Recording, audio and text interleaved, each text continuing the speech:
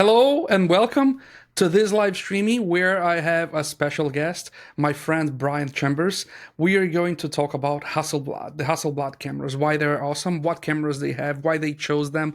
I have a list of topics here that I plan covering on this live streaming. And I met Brian in one of these New York City photo walks, and we quickly became friends because of many affinities we have. We both work with computers, we are both a nerd, we are both a film camera nerd. We both develop our own film. And today I have the pleasure of bringing my friend Brian Chambers here to our live streaming. Let me bring him on camera. He's on backstage right now. And this is Brian. Hello, Brian. Hello, everyone.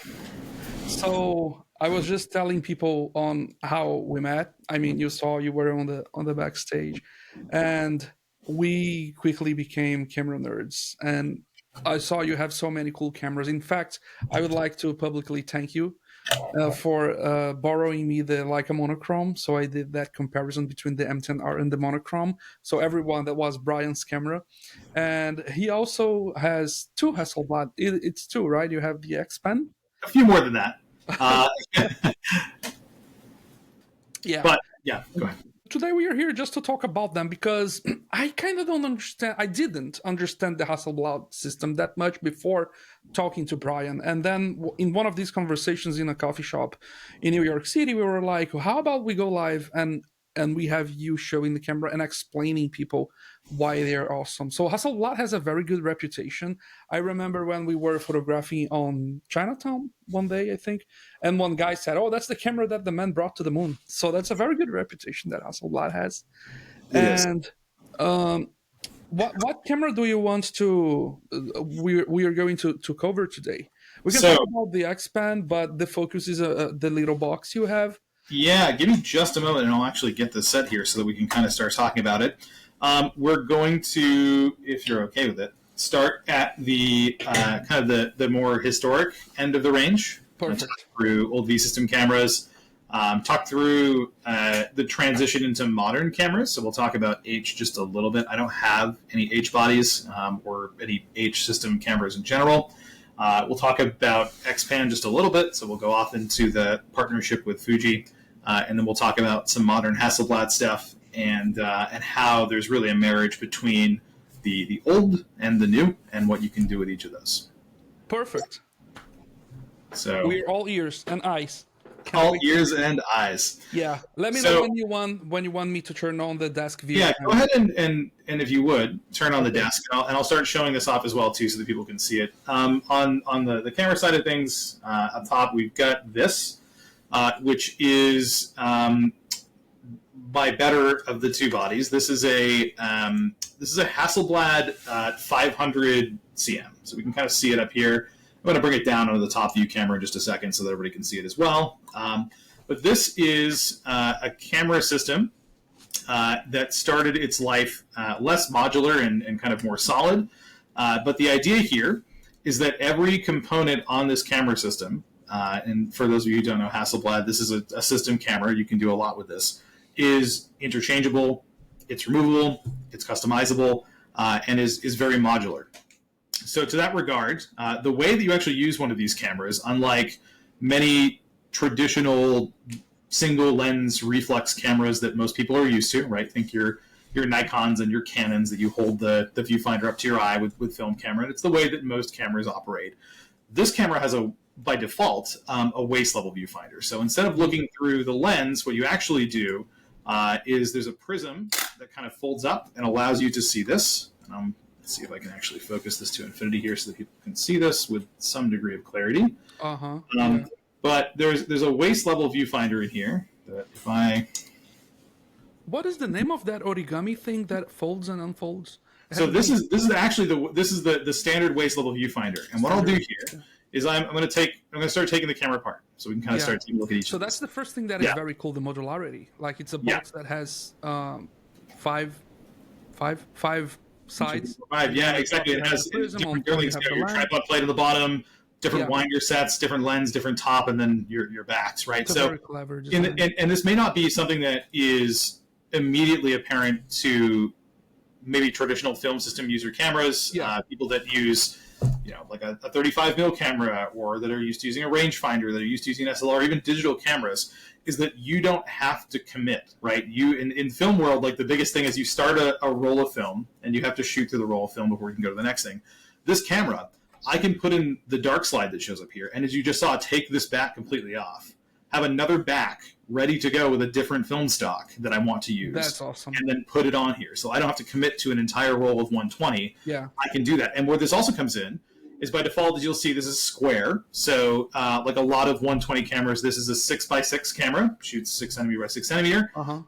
But there are different formats for this back as well. So I can shoot 645 on this if I want to. There's a back that instead of having 12 shots on this has 16. And it's a 645 back that mates up the same way, that uses the same mechanism to prime to use the back, but you're getting that 645 crop instead of using 6x6. So what you'll see, there's that little metal cap that prevents film exposure when you remove the back. Correct. Right? So and it's something that you take off. Exactly. And so if I put this back on, you'll see that on the side here, there's this dark slide that will come out. If I have this dark slide out, I cannot remove the back. The back is that's locked. clever. So I cannot accidentally expose the film. In order to can you change the lens without that as well? Yeah, because there is a barn door in the front here. So this is where when the shutter is cocked, which is the default position for this, and you'll hear me talk about that here in a little bit when we get into lens systems for these. But when the shutter is cocked, I think it is right now. I'm going to remove the back and check just to be safe. Yep, it is. So with that, I know that it's safe to do this. The mirror is down, and there's a barn door on the actual backside of this that you'll see that's closed right now. And so if I do this, that means that the mirror is cocked, and we'll get into what that means in a minute. The actual lens is cocked, and as we'll talk about in a little bit, it's because the lenses actually have shutters here in the lens, but I can take this off and look down that mirror that I was just looking at with the prism. So I've got the ability to do all of this, and then mid-roll or mid-back, change my lens, change my focal length, do something else with the system camera, and set that back on there. So removing that back again, what you'll see is that we talked about this before too. You're like, what's this little origami thing that comes up on the top here? This is a waist level viewfinder that allows you to, by default, kind of focus the camera from here, right? The traditional Hasselblad shooting position, and ergonomically, this doesn't make a lot of sense, but it makes sense the more you do this and it's more intuitive. There's actually a correct way to hold these, and a lot of people kind of just do this where they'll hold them out in front of them and they'll keep here, but there's actually kind of some curvature on the right hand side of the body here, so that you can cup your left hand underneath. You can operate the shutter with your left hand, and you can focus with your right, and do the other camera operations with your right, but then have your finger open to cock the shutter and have something to put here. You'll also see, and we'll kind of talk about what this means in a little bit here too, is a mirror lockup button. So if you are doing a long shutter speed, you're doing a long exposure, maybe over a 1/16 of a second, and you don't want the clap of the mirror to affect your exposure speed, right? Because if you swing this mirror up out of the way and you have the barn door open, if you just do that either by handhold or on a tripod, and you do that, the slap of that mirror coming up is going to affect your camera. It's going to move your camera in a noticeable way. So prior to shooting, what you can do is kind of, and you'll see this here too, if I can maybe not. See if we can get in. This is always the best part here, is trying to get a demo working. But if I shine this at something bright, we'll say the screen, for example, you'll see that there's it's out of focus now. But if I hit this lockup button, when this shutter is cocked, it'll actually it'll lock the mirror up. So this is what happens here. It's still ready to go, but I can shoot this without having to have the mirror flip out of the way. And as you just saw, like when I preview though, but you have that. You already did the preview. If you were doing that sort of photo, it's probably a landscape, and you already have the. Correct. You're at a like F11, F16 type situation, and I'll put this on bulb so I can show this up again here for anybody that missed it. But if I do this and I lock the mirror up, the mirror's out of the way. The lens is ready to go. The shutter is cocked. You can see that open here. If I open this and hold it, that lens is open. What I'll do is I'll move this to f2.8 so that's a little bit more apparent. We'll open that up so that everybody can take a look at it.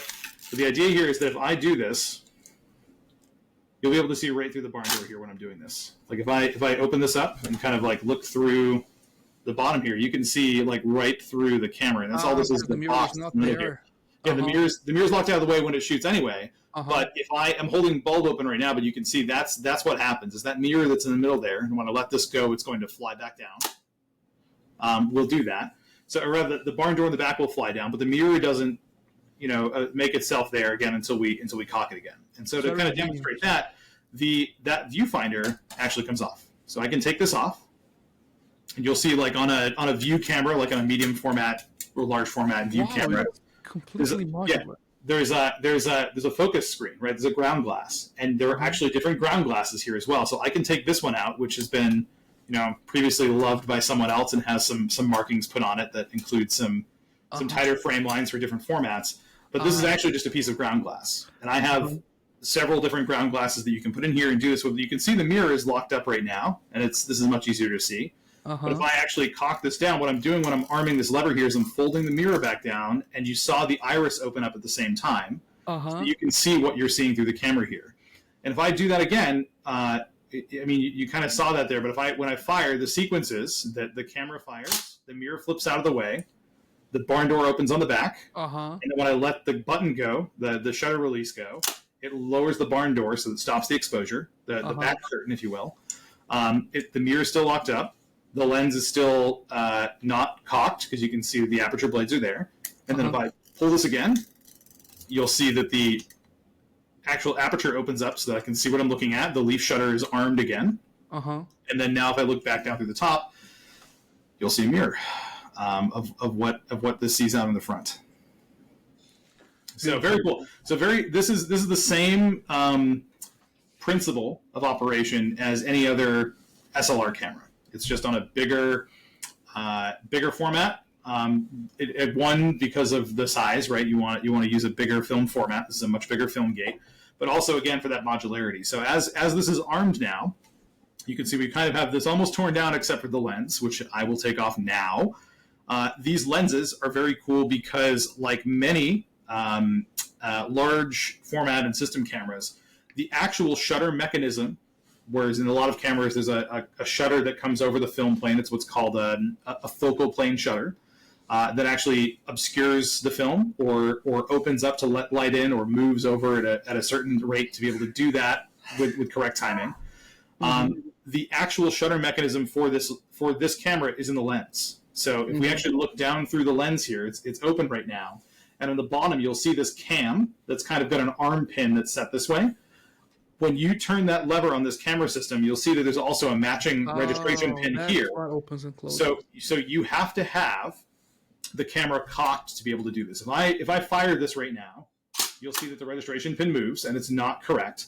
It will not let you put a lens on with that. And you can actually mess this camera up if you try to force it and do it there. But you actually have to have the camera armed. And you see when I turn the shutter over again, it does this sort of like 180 plus degree spin where it does this to reset it.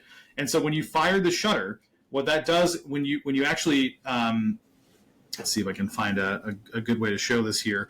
I didn't know it was that modular. Yeah, it's because what you're doing is when this one, and this is why it's so beautiful, right? This one particular motion that you're doing here does so many things, and we haven't even talked about the film back yet.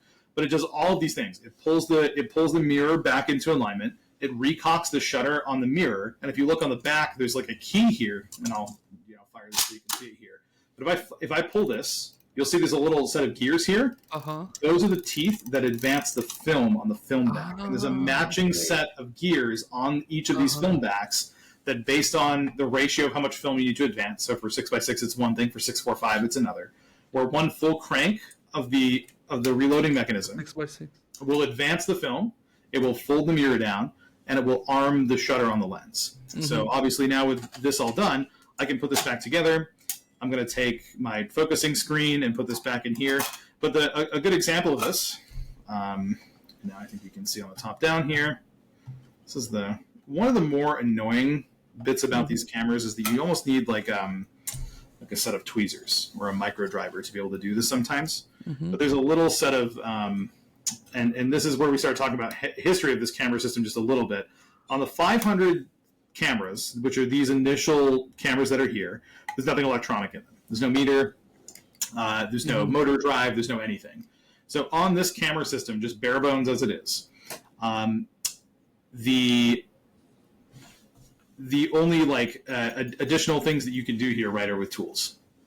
As you get more advanced, as you start looking at other accessories that are out there, for example, let's see if I've actually got mine handy. As long as you keep it well oiled, it's gonna last forever. Exactly, right, and that's just it. There's no, like, I meter this thing externally all the time, as I do with most film cameras. But you have the ability to say, instead of that origami machine, right, put a traditional, high-level viewfinder on this, that I can, now this looks a little bit more in kind of a stretch way, like maybe some of the traditional cameras are used to. So you can put this up to your eye and see through it, and focus it, and do whatever you need to, and then shoot it. Yeah. And this is good for studio work or for where critical focus is essential. Yeah. And also when you were a beginner, because when you use the waist, it's flipped, both vertical and horizontal. Right, because the other mirror that you're used to seeing when you move back and forth is this way. If you don't have a mirrored prism in front of this, so you're just looking straight at the mirror with a waist level viewfinder, what you're going to notice is that when you turn left, the camera kind of looks right, and it does this sort of thing that you get used to. It becomes muscle memory, but it is very, very strange. Yeah, you're literally looking through a 45 degree mirror. Yeah, mirror at 45 degrees, which is going to, you think you're going one way, but you're going the other, and it's inverted because it's coming through the lens. So it's the lens inversion is kind of what messes with you there, right? It's not just a periscope; it's a periscope that's coming through a spherical lens. I see.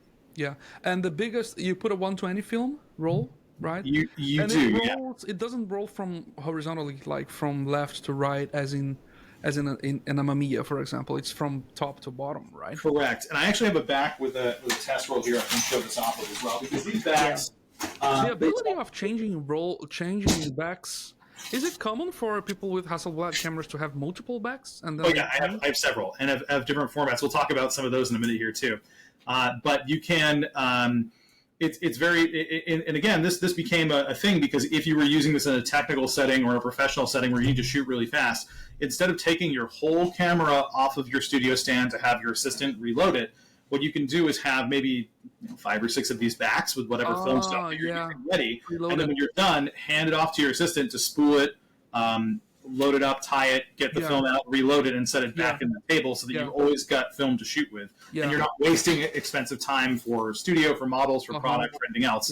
You can just keep cranking through these. Now, I don't have one of these with me, but there is a back for this camera system that uses what today would be considered 68, 69 millimeter IMAX motion picture film that sits in canisters. And you can, at the back ends up being something comical like 2 or 3 times the length of this. But you can get something like 100 frames out of one of those backs if you have those rolls up all the way. Because what you're doing is you're spooling, film in there. And it's, again, today the only format you can get that film in is sprocketed motion picture IMAX film at whatever stock you can get your hands on. But the benefit of that is that it's canister to canister instead of roll to roll. So you can stop mid back, cut it, hand it off, send it out to somebody to develop, put another liter canister in, pull your liter in again, shoot, and then actually start shooting. But you can get 80 to 100 frames out of these A70 backs on this camera, no problem. And this is something that used to be a lot more common when that was a film stock that you could get your hands on. Kind of like how, for example, this is a 220 back, right? You can shoot 120 film this. There's going to be a gate issue, and I've got some, with different backing paper situations. But this was a film format that existed that, if you don't know, allowed you to have twice the length of 120, right? You had basically a full rack of 24 shots out of one of these backs, which is why, in Hasselblad parlance, this is called an A24 back, right? And have the number on it, or the 645 backs are called A16 backs because you get 16 shots, and then the standard backs are called A12 backs because you get 12 out. I see. But the way that the counter works, right, is that if you need to know what frame you're on, there's a little indicator on the side that tells you this, and then obviously tells you that it was made in Sweden by Victor Hasselblad, and then tells you on the side there's a visual indicator of progress for your roll. So this is a brand new roll that's in this one. I'm not going to open it. And here is a roll that's almost completely shot, right? So I have... Does it allow you to remove the metal plate without it being attached to the camera? Sure. It will absolutely do that. Okay.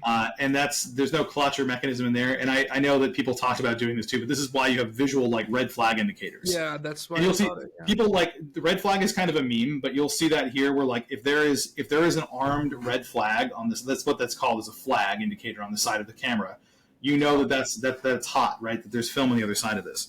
And the same is true on the body, right? You can't if there's a flag set on the side of this, right? You know that it's been fired, and you need your flag colors to match, right? So I've got this here. This has been fired, which means that this frame that's on here was taken, and that I did not advance the camera. So I know that if I put this back on here, frame 9 is already shot. It's red, and what we're going to see is that if I put this back, right, if I have this here, you really want your colors to match. Otherwise, this will double expose, right? If I were to put this on here, it's going to end up double exposing. So if I do this here, we need the colors to match. We can see here that when they do, we have 2 flags that match. When I turn this over, it's advancing the frame of the camera, and you'll see now that there's a white flag here and a white flag here. So it's good to go on a new frame. For an exposure, exactly. It's good to go on a new exposure. Why do you have the handle on the back side? Yeah, so I'll show you this here in a second too as well. I'm going to crank through the last couple of frames on this because this is a roll that I was doing some test shots with. But if I fire this right and I look at, I don't know, these are going to be some pretty fun shots. But you see here what I try to do is if I try to push this shutter back to that dark slide, I can't expose this when the dark slide is in. There's a key that's set in here, so I can't actually expose this until that's out. Okay. So now if I do this, it's exposed. Both flags are set to red now. We're doing it again. We're kind of advancing it. You see they both flip. We're on frame 11, and then frame 12. If I fire this off again, that's it, right? We've now hit frame 12. This will go further. Again, this is an A24 back, so I can have more film in this. But this roll is done. Do you have film in there, actual film? I do, but it's not anything I was actually doing anything with. So I needed to finish this roll anyway. All right, send me those. I develop it for you. Well, thank you so much. So now this is done, and we're getting to the back piece of this. So this is your rewind lever. So if you saw this okay. on so if I start doing this will rewind the film. Mm-hmm. Okay. And it's the same as like you rewinds the 120 film. It's spool to spool. So this is pull the rest of it onto the take up spool. And if I actually, now we're getting into like how to do this again, but you can see that now there's just the backing plane for the film back.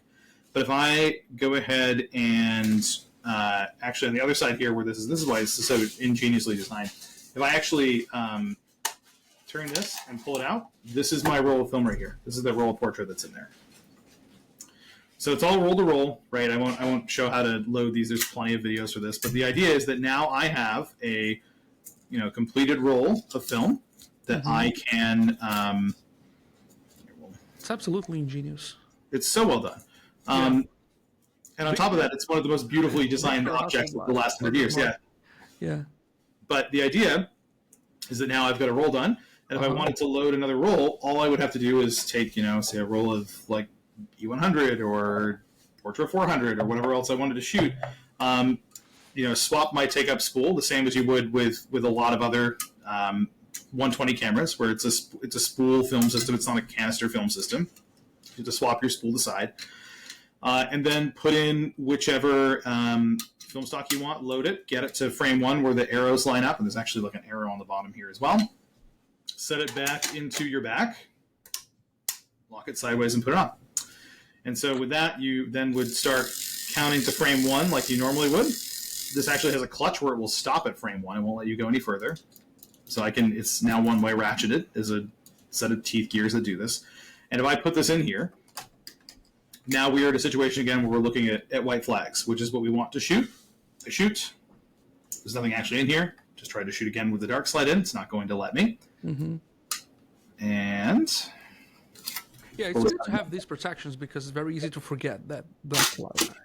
Yeah, it does plum plum like it's. Not... I had it on bulb, so when you actually expose it, it flips the flag in the back, and then when you let the shutter actually close and the back curtain come down, that red flag says the back curtain is down, the mirror is up, and the lens shutter is not cocked. It's So if literally a red flag. I put that on a different shutter timing, right? If I move this to, and this is the other thing about this camera too, we'll talk about controls in a minute, but I put this to 250 and I do this again, you'll see that happens pretty instantly.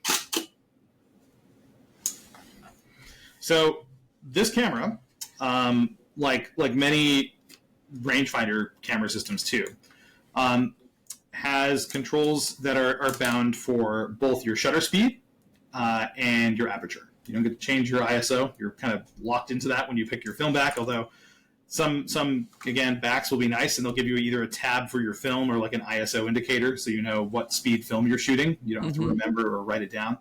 But with the lenses that are on this camera, because the shutter is actually in the lens needs to understand, based on the time that you're open, how long it needs to leave that open. So that actually is commanded by the lens. So when the lens says I've reached such and such a shutter speed, it'll actually remove the firing registration pin and trigger that backdoor closure and all of that work there. Awesome.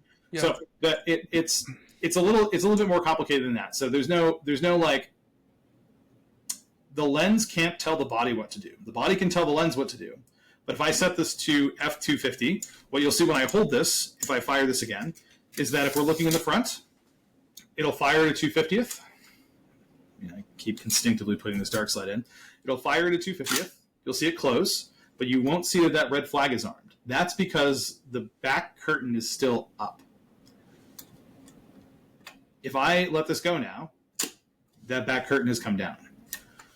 But what's happening when we're exposing that is that the shutter opens and closes within the lens. So there's a little clock, like a self-timer in the lens, that's all mechanical, by the way, that will go up to 1/500th of a second. So there's 1/500th of a second, and then there's shutter, and on this particular lens, this is kind of the standard lens for this system. It's an 80 millimeter f2.8, which on full frame ends up being about a 50 mil f2 or f1.8. F2.8 lens on medium format is pretty cool. Yeah, and this is a very sharp and unforgiving lens at 2.8. The focal distances are very tight. I have some questions that I was thinking about and making notes here along the way. Yeah. One of them is, do you know the manufacturing year of that unit you have in your hands? This particular camera, based on my serial number research, and you can do a number of things to figure that out. There's a serial number that's stamped on the inside, and they have pretty consistent serial numbering here. But this particular camera is from 1974. What to say? Yeah. The other one is, how about warranty? Does Hasselblad still provide warranty on these old units? Maybe not on that old, but if someone buys a camera like in 2010, and so now we get into kind of the different members of this system, right? So this is what's called a V-System camera. This is the V modular system camera that was produced from the late 50s, early 60s, all the way up through until the mid 90s. Hasselblad switched over to a more modern camera system, and if you've seen this camera, you'll know what it is, or if you look for it, this is their H system, and they have bodies going from H1 to H6, a number of digital backs, a number of H system lenses that again also have leaf shutters. Those are all electronically controlled. They have autofocus. They have things that you'd expect from a turn of the century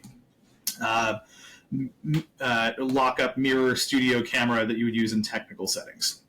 So those H system cameras, even though that is something that they aren't actively producing at scale anymore, right? If you wanted an H6 camera with a digital back, that's like a $32,000 to $33,000 camera. And the reason is because unlike modern digital medium format, which we'll talk about in a minute, which is more of like a 6:4:5 crop, those H system backs are almost the same aspect ratio as the film gate on this. They're almost 6x6. So it's a much bigger sensor, different sensor technology. There's a whole other slew of reasons why you would want to use one of those cameras. But there's and we're talking about medium format Hasselblad systems here, and we'll talk about the almost medium format, depending who you talk about camera in a little bit. But there's that. There's the V system camera, which I do not have. And then there's the modern X cameras, which are the X right now. The newest iteration of this in the mirrorless space is the X2D Mark II. They've kind of gone back until about 2015. And then they have this guy. which is the 907X and the 100C or 50C megapixel X is the 100C. That we'll talk about in a minute here, but it's the same underlying technology as that newer system. Another thing that I thought about is because it has a leaf shutter, and that's why, and you told me that when we were in the studio, like that's why people love these cameras for studio, and that's why Hasselblad kind of made its name with studio work, is because the leaf shutter allows you to use very fast shutter speeds with flash. So Correct. can you talk a little more about that aspect and why the leaf shutter helps and what is Yeah, the and this is shutter speed and this is something that even on modern mirrorless cameras you'll run into too. So I have, as well as Raph kind of mentioned, my nearest at hand camera that is it's a Leica M10 monochrome. Right, this is a mirrorless camera that you can still put a flash on, or you can still put a strobe trigger on and shoot as you would. But this has a native flash sync speed, right? There's one shutter speed on this camera that is built for using flash. And if you go faster than that flash sync speed, what you run into getting into if you're not shooting with either HSS or lower power like burst flash, which you can kind of do on some camera systems for lower power, or if you have enough power, you can dial that back. But if you want to shoot with high-powered flash, on this camera, the fastest shutter speed you can get is kind of indicated on the dial there. And most cameras will tell you this too, but there's a native flash sync speed. And that is a factor of how quickly that shutter can move across the film plane. Yeah, because the shutter is on the camera, right? Exactly. And that it's lower because of that. Like, and because it's not an in-lens shutter like the Hasselblad where it opens and closes at the same rate. Most back curtain or front curtain camera shutters move kind of like exactly. There's like it's like taking. When we say a fast shutter, it doesn't mean the exposure time. It means the time the shutter gets to reveal the exposure, right? Exactly. And I wish I had a visual ready for this, but we're going to use a pair of Polaroids here to kind of talk this through. So I have some test pack film shots that I did a little while ago. But the way that a lot of camera shutters work is it's not just like this thing that moves and gets out of the way like this, right? It doesn't just do this. It doesn't, doesn't slide out of the way. The way that you get particular short shutter exposures, you actually have two of these things. And one of them will, based when you fire, right, it's kind of like a curtain. And the faster your shutter speed is, the closer these two things to get together. Because what happens is this is the thing that actually moves across your sensor or your film plane. Or that's an oversimplification, but the way that happens is that this basically is the slower your shutter speed is, so the closer to like a second, the wider these two shutters are apart. When you have really fast shutter speeds, there's this tiny little slit that shows up here that moves really quickly. And what happens is when you move that really quickly, and then what happens again at higher speeds is you're sending the command for the flash to fire for your camera, whether it's on or off camera flash, and this is moving across at the same time. That momentary when the flash fires, right? When all of a sudden like there's now flash, whatever moment this is in or in the process of being in is what is going to get captured there. So you'll end up with a picture that would normally look like, say this right here's like an exposed Polaroid, but you'll end up seeing like this, right? The image you'll get out of your sensor will look something like this. There'll be some banding on it, or it'll look cut off at the top or the bottom or wherever. Exactly. Yeah. I think my desk light is stronger because it's where the flash got full capture. And when you say, but you can use HSS, which is high-speed sync, which is some flashes allow it. The problem with HSS is that not every flash brand can keep the color of the strobe consistent, right? Consistent across shots. So and what you run into as well is that high-speed sync uses many pulses of lower powered light. So if you are shooting something where your exposure calls for the maximum capability of that camera to fire off all of its light at once, it can't do that in pulses. So you only end up getting maybe a quarter to an eighth at best your flash is rated for if you're using HSS. Yeah, that's why the leaf shutter is awesome. Exactly. So going back to leaf shutters, because the actual shutter mechanism on the lens and on the sync port on the lens is actually used to trigger the flash. it only does that as it's firing and then stops it down. So this is impeccable mechanical timing. That one, this still works 50 years later. And it's interesting that there's no electronic contact between the body and the lens, because the Mamiya 7 II also uses a leaf shutter, but there are contacts. The camera sends the signal. It has like a signal read exactly. Whereas this is all in the lens. Like it's remarkable. Like some people take that for granted. Yeah. But having that level of precision on a fully mechanical body is remarkable. Yeah. And there's some things about these lenses too. For example, and there are a number, I won't get into the lens history for these, but it's not as many as Leica lenses tend to be really prolific. There's a lot of old Leica glass, there's a lot of old Canon or Nikon or Pentax glass. But the way that these lenses all work, and I'll kind of hold this up so that we're right set up to camera here. There we go. Is that you'll see there's a are we mirrored right now, Raf? Can you read that right side up? Or are we it's looking good on the show. It is for your preview, so you know what is left and right. Yeah. But so what you'll see is that there's all of your f-stop numbers, as we kind of talked about. I'm going to kind of hold the lens by the barrel here so I can do this.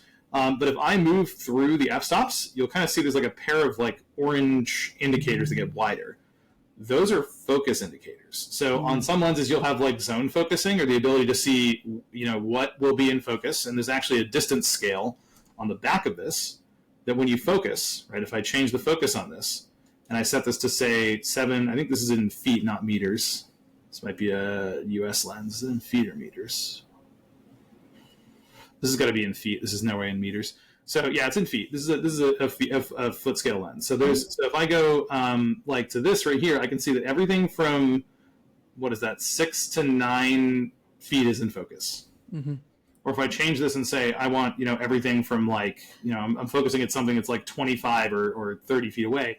Now everything that's like from almost infinity to back to here is in focus, right? And if I change that f-stop number again, I tick that up, you'll see that gets wider. So it will actually tell you, if you're zone focusing, what indication you have, like off the top of your head, for where that's going to be in focus.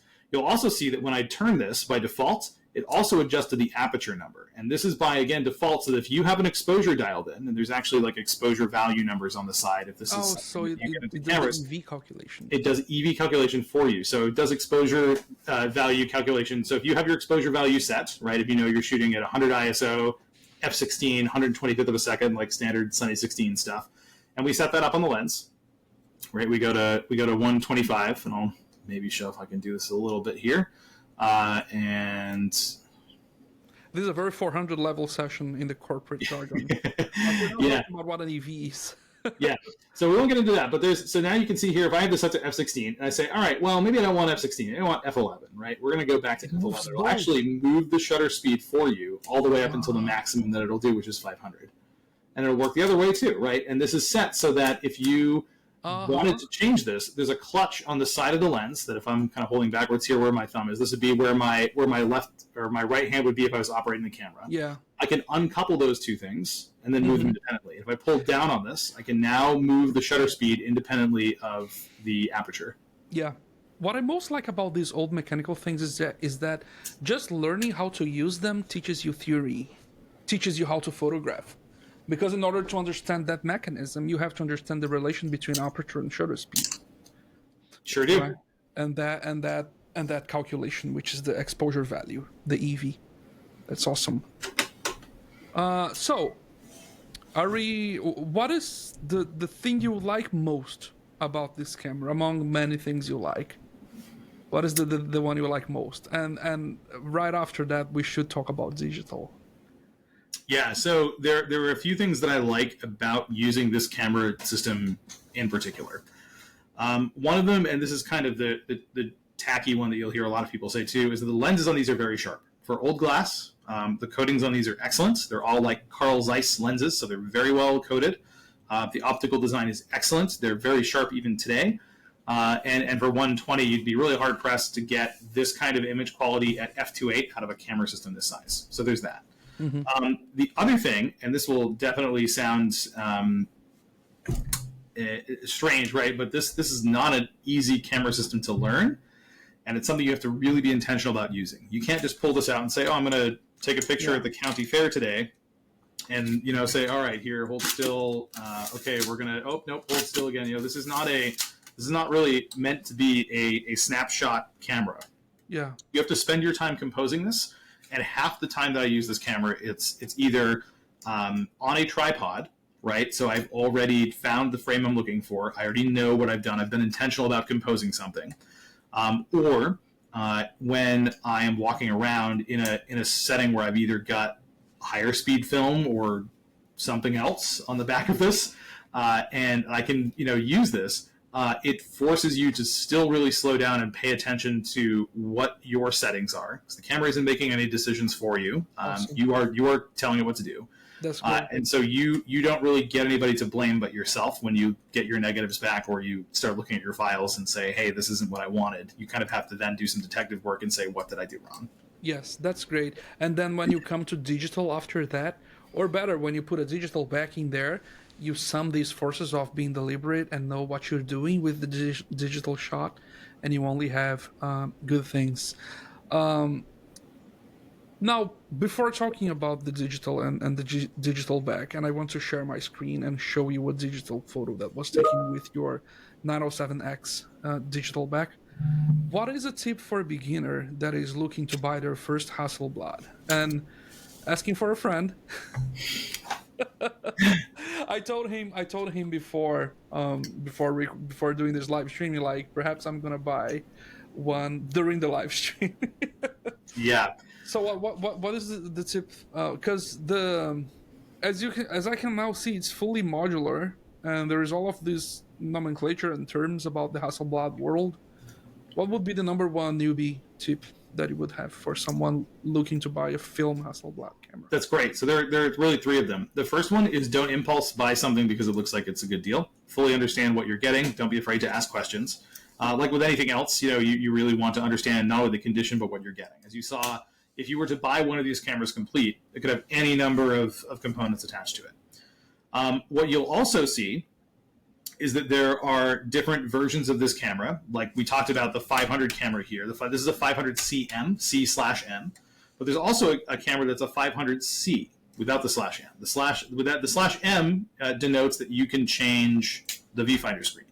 So if you buy a 500C, you are stuck with the viewfinder that came with this, unless it's a later model 500C when they started kind of transitioning production to this newer style. The second thing that I would look for, as with any camera, is if someone has had any sort of documented service history with these. If you find one that does have service history, it's going to be a little more expensive. But if you're looking to get a good camera, you don't have to get everything all at once in the same place. So this is one of the other benefits of this camera system. You can shop around for all these components, right? You can find a film back at a yard sale or some bargain bin at one of the local camera retailers in your city. I mean, B&H and Adorama here in New York always have these things going in and out. K&M always has them going in and out, so they're there. The thing that you really want, and you can probably guess this too, is that if you're starting at the bottom, right, and you're getting a body like this that is just and this is how you'll see a lot of them sold. Make sure that all of the flags set when you fire this, right? This is the simplest part of the mechanism. It's easy, and if this doesn't work, the rest of your camera is not going to fire. So make sure that if you can, right, if you're buying this in person, run a couple dry fires through and make sure you're not feeling any extra resistance. Make sure that you're not feeling it snag when it comes to the end. Make sure that the mirror moves properly, that you don't feel any friction when the mirror moves up. And this is something that obviously you get more and more of a feel of as you use these cameras, but it's pretty apparent when you're holding one of these things if it's one that's actually working as intended. Because if it's not, you'll feel those things happen, right? You'll feel the shutter fire, it'll drag, you'll feel some scraping, you'll feel some tendency, and it's almost like I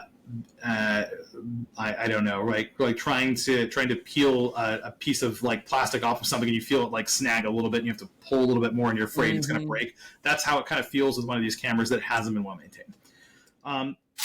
The third thing, and this is maybe like for extra points and won't matter to you right away, but can save you in the long run, is that when you get one of these that has a removable focusing screen, as I would recommend that you do, right, for a number of reasons, easier to clean, easier to service, and you have options, look for one of the focusing screens like the one that I have here that has a micro prism inside of it. It will make focusing so much easier for you. They have just a standard prism that has, or rather, a focusing screen that has a set of crosshairs. There are different grades of these screens. Most of them will come with a crosshair, but if you can find any of them with the micro prism, that is a great start.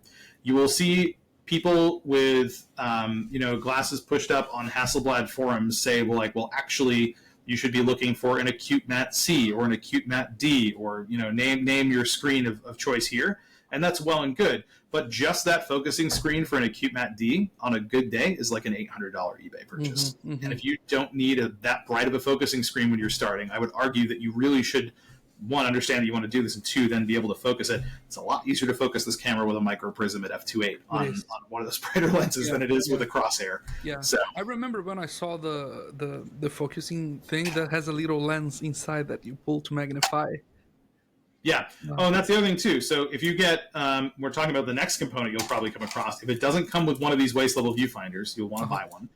I have one from a 500C, because the 500C you can still take this off from, mainly because it has this like rail on the top, this extra accessory rail that you can use, and because I got this at a good price. But there's actually a inside of all of these, right? And this is the most primitive iteration of this. There is a little pop-out magnifier that will come out. So if you need to stick this up, it's like Inspector Gadget, pop-up magnifier that will let you do this. There are different styles of this, and on later versions of this viewfinder, you don't have to do the 1, 2, 3, 4 origami thing to close this. And there are also versions of this where that magnifying glass is actually full coverage, right? You pop this up and it brings up a full coverage magnifier that doesn't allow any extra light in, so you don't have to get your face right down on this. I see. With all the tape like that, you can get, this is a PME 45. It's a 45-degree prism. You can get a PME 90. You can get, they have a top-down one that's kind of a magnifier for it instead of a straight back.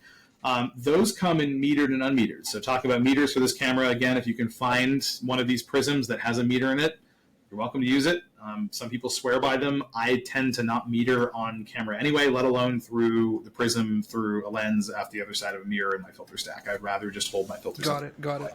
So because it's fully modular, Hasselblad did something that was inevitable, which is creating a digital back. So instead of putting the film in the back and putting the back in the camera, you just use a digital back, which is the soul of a digital camera. Do you have one of these to show? Do I ever? Let's talk about... What we'll do first is I'll set this aside. The kind of talking about the more modern iteration of this system. We do have here a 907X with a 100 CFE 100C, which is the most confusing model name ever, but it's called the 907X 100C, a CFV 100C digital back. And so this is actually its own camera system, right? I have one of their modern lenses here, which again still has a leaf shutter, and I'll move the filter stack here so that we can kind of take a look at this a little closer. But the way that this works, right? This is an electronically controlled autofocusing lens. You can put this on one of their SLR style bodies, right? Their traditional mirrorless camera bodies, or you can get this body, right? You can pay the same amount of money to get what some people on paper would say is a lesser machine, right? This does not have IBIS. This does not have weather sealing to the same degree that you can attach it directly. Nice. Yeah, so this is that lens right there. So this comes with kind of like a thin mount point for this, right? So I can use this lens, and these lenses are incredibly sharp. This 55 XCD lens that I have on here is a system lens. Even as an autofocusing lens, is one of, and I mean, Raph will show this to you in a minute, but this is one of the most precise pieces of modern glass that you can use. The amount of depth that you have, the ability to punch it on this is unmatched. The fact that this package right here that I'm holding in my hands, right, is a 100 megapixel medium format camera with all of the controls and long exposure, and it is this big, and it fits into the profile in your camera bag as a long, like a wide open 28 to 70 if you're talking full frame terminology, right? This ends up being about a 43, 44 millimeter lens on full frame terminology. But if you're talking full frame, right, this whole camera package system as a travel camera is outstanding. Because if I were traveling and you were to tell me I can bring one camera with me, it would likely be this. Yeah, I didn't know you could attach the lens directly into that back. I thought you could only use this back with the 500 cm and the analog lens. Not at all. No. So this is actually lets you use their newer glass. So you kind of get the best of both worlds here, right? Where you can use really fast, incredibly expensive glass to get the image quality that if you're looking for something clinical or technical in a studio setting, or you're traveling and you want to do this. But the party trick for this camera system is that everything you just saw is all well and good, but I can take the lens off of this. Set this aside here for a second. And just in the spirit of the older camera, this is completely modular. So in the same way that there's a kind of a registration pin on the back of this, on the film body that you move to the right to kind of move it off of, it's like this locking pin that's here. Do the same thing on this. So you can take the digital body and remove it from this kind of control front that's on here, which is a very slim piece you'll see when I take it off. It's only about this big. It's this right here that has some control autofocus pins for the motor, everything has your shutter, has your indicator, has your modifier, has your lens release. And now you have a digital 645 back that I'm not afraid to expose because I clean this thing regularly and it's got an extra filter in here too. That is the exact same profile as this film back. And you can see the gate's a little different on this. This is 645 as opposed to 6x6. But you'll also see some things like a conspicuous open slot here in the side where the film advance gears are, and a little pin slot here that matches up with the pin slot on this. And that's because when they engineered this system, 50 years after they initially built the standard for this, even down to 50 years later, even to the side where like the film back has it may look symmetrical, but there's actually this side sticks out a little more, right? Because you have to have the mechanism here. Yeah. It did the same thing on this. This side sticks out a little bit more, but it's so that you have a place to put a battery and a CF Express card, right? So it's all there. But you can take that same back with the same pins, and you can put this on your 50-year-old digital camera. Similar styling. The chrome is a lot less. And now it's a digital camera. And now it's a digital camera. Well, that's amazing. So now you have a back that you can jokingly change the ISO on, right? You can take this and manually set whatever ISO you want on this, shoot this the same way that you would a film camera, and what will actually happen, I'll try to get a good exposure in here at a reasonably high Is B&H open tomorrow? 64,000. Yeah, B&H is open tomorrow. They're open, I think, all week. But if you can, and the screen folds out on this, so kind of going back to this, if I fold the screen out, you can see that's you can like double waist level focus. You don't get live view on this unless there's a procedure to do this, which includes the mirror lockup that we talked about before. But you can set this at like 6400 ISO, right, which is what I'm doing right now, and still get reasonable good files. And Hasselblad has excellent denoising software that you can use to kind of this up. But I can take this, focus to infinity, and it'll give you a preview of what you just shot directly on the back, right, in real time. This is very out of focus, but if I start looking at it in infinity on this, and it's going to be grainy because I held it and it was but that's like the building several blocks over that I just zoomed in on, that I have very good clarity on. Yeah. I have a screen share of pictures we took in the studio with that very same setup, and I want to zoom and show. Yeah, please do. I have one I can send you from a Yosemite trip I just got back from as well that are pretty spectacular. Awesome. Let me share my screen though, and share screen. Entire screen. So this... Oh, by the way, folks, this picture, that is my Substack picture, it was taken by Brian in that very same camera you're looking at. So, Hasselblad CF-V100, blah, blah, blah, blah, blah, blah. This is the name and the EXIF information on the digital back, right? How does it know the shutter speed and the aperture? Because these are things set by the lens. Do you manually register these when taking the digital shot? So that picture wasn't shot on the film back. That picture was shot on. It was shot with the digital camera with the digital lens. So it has all the EXIF data from the lens. It has all of the actual image. Was it digital and digital? Yeah, it was digital.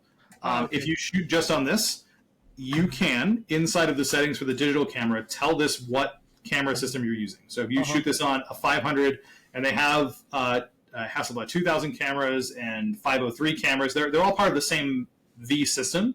They have different things that they can do, right? I see. And some of them, there's again, I won't bore you with the rabbit hole on this, but all you need to know is that in V system land, this is the most simple mechanical like watch version. And they have some that go like the camera that they sent with the Apollo astronauts to the moon, which is a version of this that has an electronic winder, where you fire it and there's actually a motor that turns that does the function of turning the lever over again, right? So the ELM cameras are all electronic. Yeah, so that file is 211 megabytes. It's a raw file.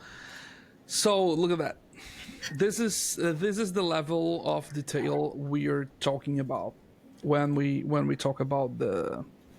Let me hide the film strip. This is the level of detail that this sensor can deliver. And if I go further, it's insane. I can see things in my glasses, like there is a screw here that you can see the hole in the resin, like on the side. You can count probably the threads on the resin if you get closer, right? Or if you exactly, you can see the hole in the resin of the glass and the dust in the lens. And this is the level of zoom. And when you zoom out, this is how it looks like. This is the level of detail this lens he's showing can deliver. This lens and this camera body. So it's pretty much impressive. It was on studio with an ISO 64, right? And some bright lights, a strobe, and you can see the catch light in your eye there, and the reflector, and some other things there too. But just it looks like a macro. It looks like a macro. I imagine how would it be? Does Hasselblad does macro lenses? They have a macro lens for this system, but the better thing to do is actually they make extension tubes for this system. So you can get a pair of extension tubes, stack 2 9mm extension tubes on the same lens, and take, if you wanted to do macro work, you could, but you could also do hyper-focus stuff where you do focus stacking and say, this is my minimum focus point, this is my maximum focus point, take 200 pictures, and then in their Hasselblad software, stack them so that every section of that photo is if you want to get into like a rabbit hole, there's a whole genre of hyper-focused Hasselblad images that are all just stacked in their focus tethering software. And it's crazy. And that digital back, it was tethered that day. We took those. So that's the level of detail that sensor can deliver, right? That sensor that you saw on Brian's. I think 100 megapixel screen share, digital back, HSS problem, tips for beginners. I think we are hitting the 1 hour mark.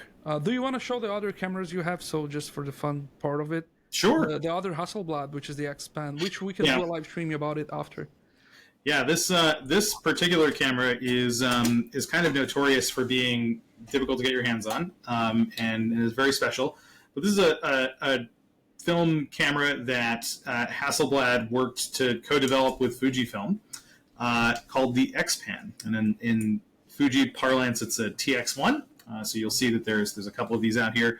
But if I set this up here and put the lens on it, this is going to look just like many other cameras at glance, right? If I, for example, take that same Leica body that's close at hand here, the only thing you're going to notice about this is that it's a little bit wider, right? It's got a little bit extra depth on the side here, and that's because if I actually open the gate up on the back of this, do you have film on it? Oh yeah, no, I don't. No film. Okay. But this is how wide the film gate is on this, and this is a 35 millimeter panoramic camera. So this effectively shoots 2 standard 35 millimeter frames at once in a rangefinder body this small, with a really sharp, essentially medium format lens that is coupled to this with a rangefinder coupling. So you focus this the same way you would any other rangefinder camera, right? You look through the viewfinder patch and you set this up, you set your aperture. And while this is a purely electronic camera, right? If the electronics fail in this, there we go. If the electronics fail in this, then you'll be out an expensive repair bill. But the point is that this camera can shoot electronically granted, but shoot film natively panoramic. So you can get 35 millimeter panoramic film. You can also shoot non-pano on this. There's an option to kind of crop it in, and a lot of purists will say, well, why did you buy the panoramic camera if you're just going to not shoot panorama on it? I like the versatility. And it's a good tool to have in your kit. Again, multi-format on the same camera, even in the same roll, is very good. No. And it's also great because if you're traveling and you have only one film roll and something awesome happens and you don't think you're going to have enough film, you just convert to regular 35 and you have a little extra film. Something else that this camera does as well, and I'm going to load a roll in here because I'm going to end up shooting this roll anyway, but I want to point this out as this is happening. If I put this in here and it's DX coded, so if I pull this in, I'm going to set my film across. You can see already, wow, this is really a really long leader on this. Yeah. You're gonna start to hear some things. If I close this right now, you can kind of hear the motor moving. Yes, coming to the stream right now. Yeah. So what it just did was it pre-unspooled the entire roll. So when you shoot and it shoots a frame and it advances, instead of moving out of the cartridge and you having to rewind, it moves it back into the cartridge. So that if you mess up mid-roll, or if you say, oh, I'm done, or I need to do this, you don't have to rewind. You can just fire a blank and then pull it and cut your leader off, and that's it, right? You don't lose everything you've already shot. That's awesome, and also gives you a more estimate count now. It does, exactly. Until it gets stuck, until there's no more to pull. Yeah. Right? And then... And there's actually a counter in here too. There's some fun math that happens where it'll tell you you get, instead of 35, you'll get, it says 50 because I'm saying, you'll get 20 shots out of this, right? You'll get 20 shots out. And if you switch it from panoramic to regular, it'll tell you right there it's now 36. Awesome. And you discount updates in real time because there's actually there's like a light gate on the inside. It sounds silly that it's a light gate, but it's a tiny infrared gate that most people end up blocking out if you shoot infrared sensitive film. There's a gate on the inside of this that counts sprockets as they go by so that it knows how many sprockets, based on what the standard distance between a sprocket and the gate is, to do that math for you and figure out how many frames you have left based on how many you've already shot. There's a counter that resets when you pull the roll out and put a new one in. And will tell you how many frames you have left on both formats and allows you to mix and match mid-roll. Labs will hate you for doing this. Labs will absolutely hate you for doing this when they go to cut your negatives or scan them for you. Warn them ahead of time if you do this. Be courteous and say, hey, there's some 35 and there's some pano on this. Either don't cut the roll, and I'm very sorry about this, or be careful when you scan it and just overscan the things that are 35 and I'll deal with it later. Yeah, interesting. That's great. Why not every camera does that? Of pulling the whole thing and then giving it back to the canister. It's so smarter. It is. So in an electronic camera like this, there are a couple other cameras that will do this. But for cameras like traditional mechanical wind cameras, where like your MP, for example, where you have to advance your frame, it's a lot easier to load your roll and then not have to go then also have a mechanism to pull it back, right? This is just a servo that goes in both ways. Yeah. So I mean, every electronic camera could do that. Every electronic camera should do that. Yeah. Yes. Exactly. I assume it's expensive. It is expensive. It's expensive to implement. There's logic behind it. It holds you pull. And the other thing you'll hear talked about for this particular camera too is that once the electronics have problems, or in tech parlance, right, the magic blue smoke decides to evaporate and you lose some critical capacitor, or have something happen here, servicing options on these are very limited.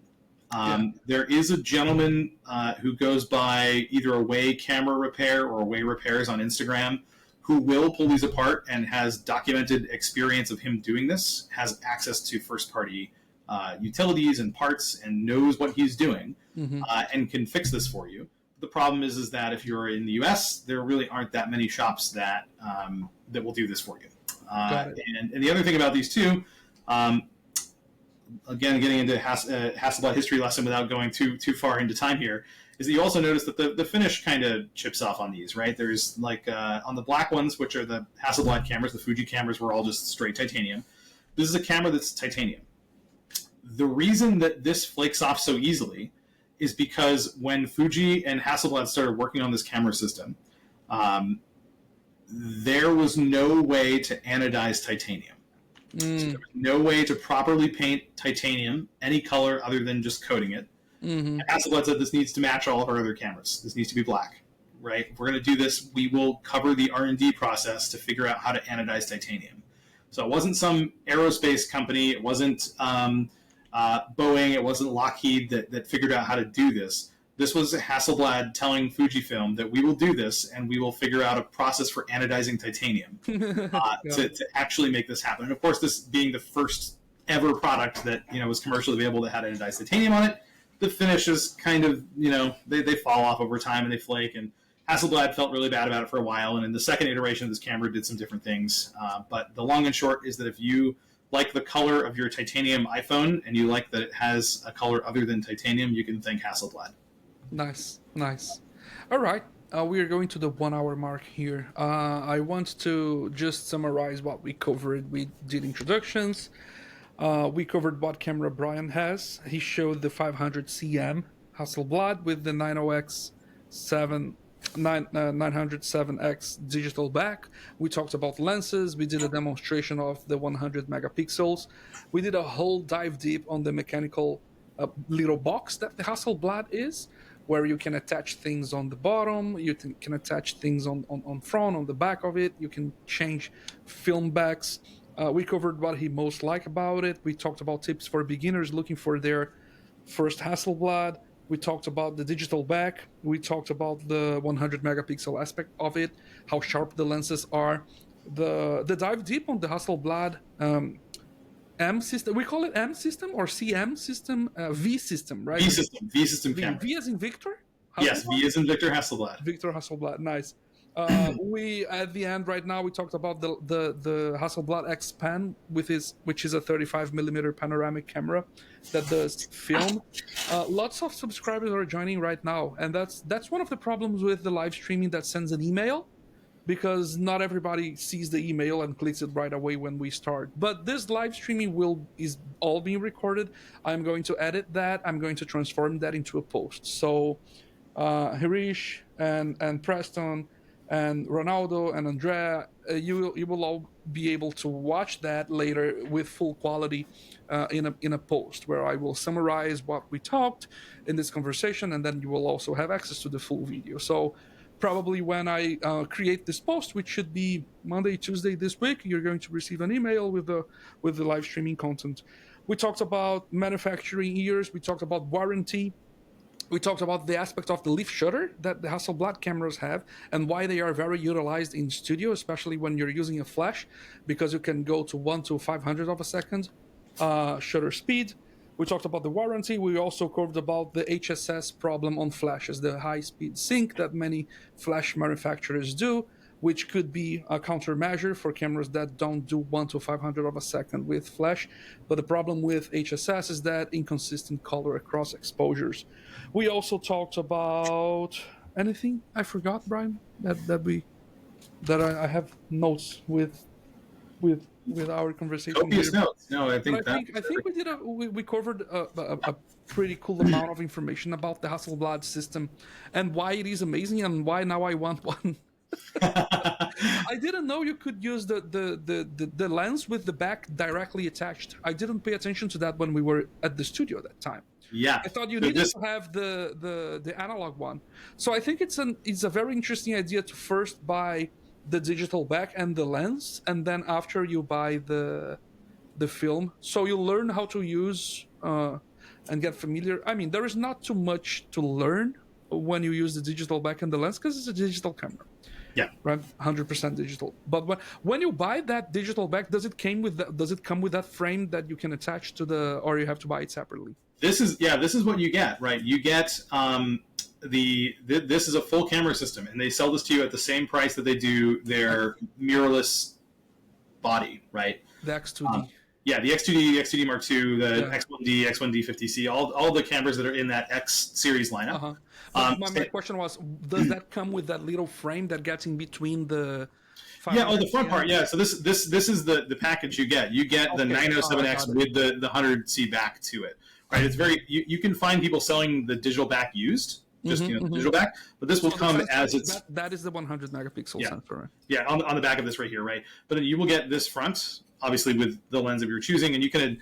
I mean, here we are for party trick time, right? They even make Hasselblad makes a lens adapter right here, where I can take the.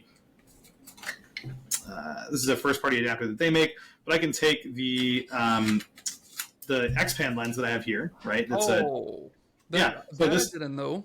Yeah, so I can take and put the X-Pan lens on this, right, or on their Does that handheld. come with the sensor when you buy it? No, it's Okay. just a standard lens Right. adapter. Yeah, And but this is adaptable, right? Does it need to be that Hasselblad lens or the Fuji ones? Because Fuji also has a similar one. That You can use any of the TX1 lenses for Fuji, that come on this system, or any of the other X-Pan lenses, and they'll just adapt natively. That's nice. So- But that's also a sharp lens. So here's the other thing too. So if you do, they are very sharp lenses. If you do that, these lenses do not have leaf shutters, right? These lenses are Yeah. focal plane shutters. Yeah. So you're using the electronic shutter in this camera when you do that. I see. Not terrible at reasonable shutter speeds. At very fast shutter speeds, it's a lot of sensor to read out if you're doing a digital readout. So you want it if you're using electronic shutter. Yeah.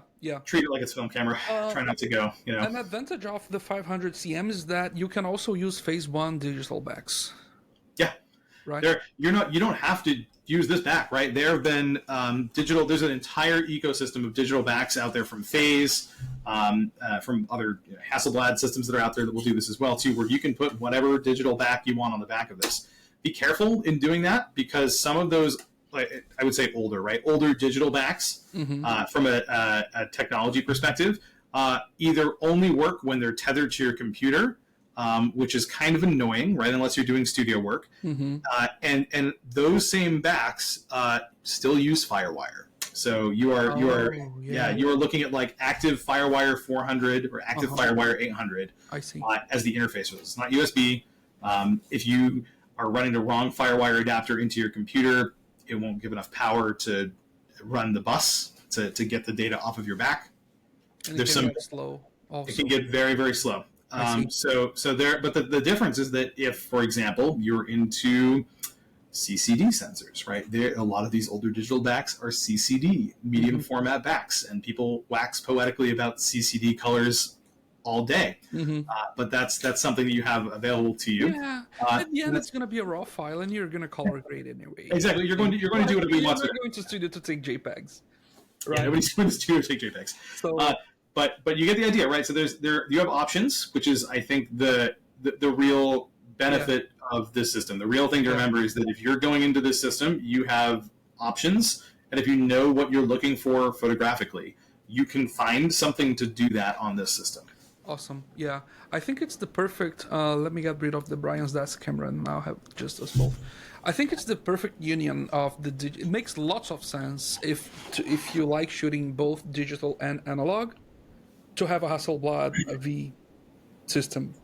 I'm looking for one. I'm getting funds for it, so they are expensive, but they deliver excellence. So I think that's what it's most. And in all fairness, the secondary market for these has started to cool down a little bit. There was a time later last year where these got very expensive, right? If you wanted to buy one of these cameras with a back and the lens and the viewfinder, you would spend, and I mean, you can still run into this too. If you find a boutique camera shop that has done their work, and again, they're probably worth this, but it's kind of expensive, right?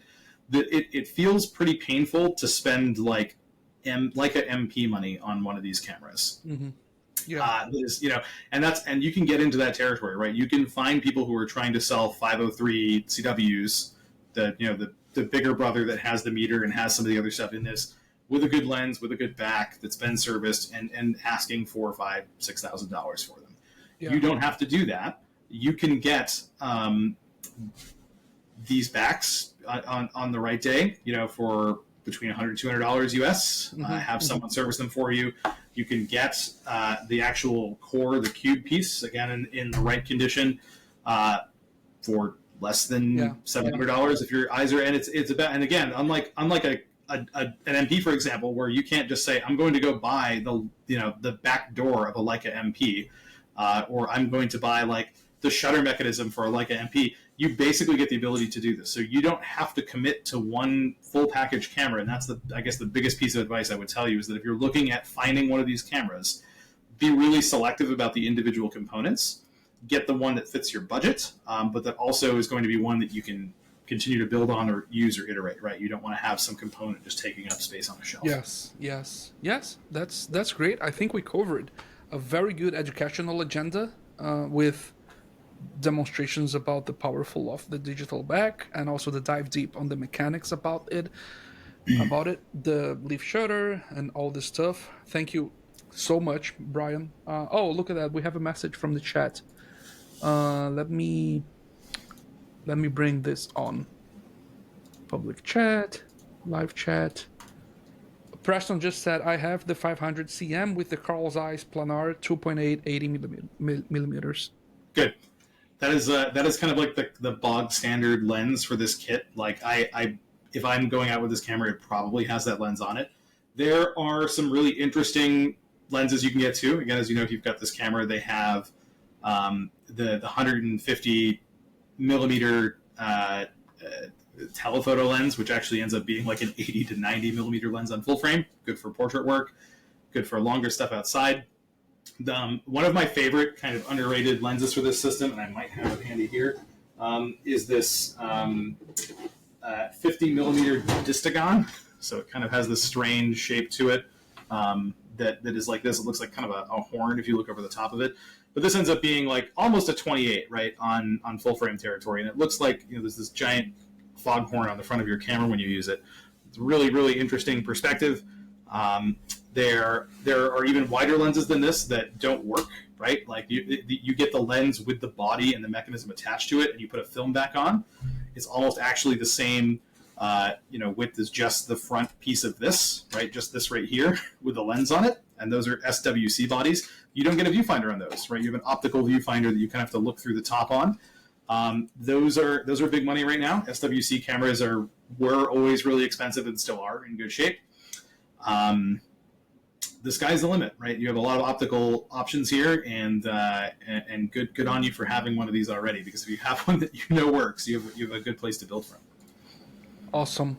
I just subscribed to you, Preston. Thanks for watching, and also thanks for watching, everybody. This live streaming that we did about I'm thinking on calling it Hasselblad V Dive Deep, because we talked about a lot about the all the modularity and coolness, and now I understand why everybody that has one loves it. Because I didn't get it. Now I got it. It is incredibly remarkable. So thanks a lot, Brian, for your time, your dedication and attention to collaborate, and also thanks for all the equipment you have. The Leica monochrome, guys, the Leica monochrome comparison I did was with Brian's camera, that one that you can see on his table. Do you have the monochrome? Oh, seriously, yeah. So Brian has some very cool cameras. That's the monochrome I used for doing the test with my M10R. So I put the same lens on both these cameras. And in this live streaming, we talked about the Hasselblad V-System with the 500 cm, the 907X digital back. We also talked about the Hasselblad X-Pen and a little bit of Leica. So I think we should do another one talking about the X-Pen. Maybe a larger one, because it's an electronic camera, so it has less of these Willy Wonka type controls on the spectrum, but we can talk about and show some interesting panoramas. We can talk more about that. But I think I've got some other folks we can bring in to talk X-Pan nerddom as well. And we can do this with like 4 or 5 cameras. With the platform we are using, allow people to join from their phones, and we can have like camera conversation with like 5 people. That would be awesome. Each person talking about their own camera. Hi Renato, we are just hanging up now. We are summarizing. We are 1 hour and 20 minutes in, and I had Brian here on the show. today to talk about the Hasselblad. So thanks everyone for watching, and see you on the next one. Have a great weekend ahead. This week is a short week for us. It's Thanksgiving, so happy Thanksgiving everyone that is US based. Bye, and see you on the next live streaming. Thanks for watching us, and thanks for reading Camora Clara as well. Bye bye.